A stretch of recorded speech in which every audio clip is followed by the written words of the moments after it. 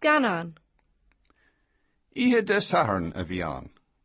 Chuaigh an chlán ar fad go dtí an siopa DVD. Fuair siad Scannán agus buscaí grán rósta sa siopa DVD.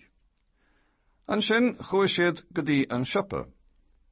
Cheannaigh siad deochanna agus millseán. Chuaigh siad a bhaile sa chár. Ceistena. Ceiste hain. Céin lá bhí ann. Ceiste dó. Cá neacaigh an chláán.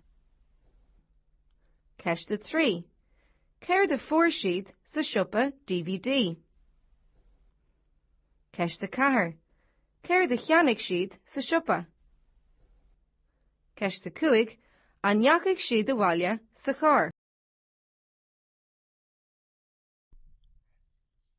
The word Scannán means movie, so ihe de Saturn.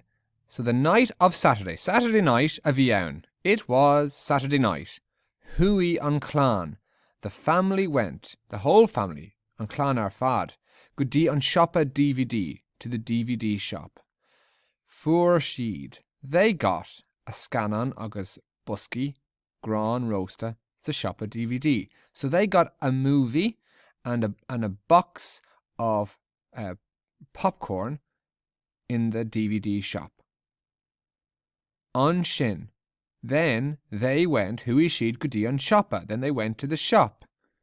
Ceannaigh siad deochanna. They bought deochanna, which are drinks, agus millseán are sweets. Hui siad a bhaile. They went home sa car. They went home in the car for their movie night.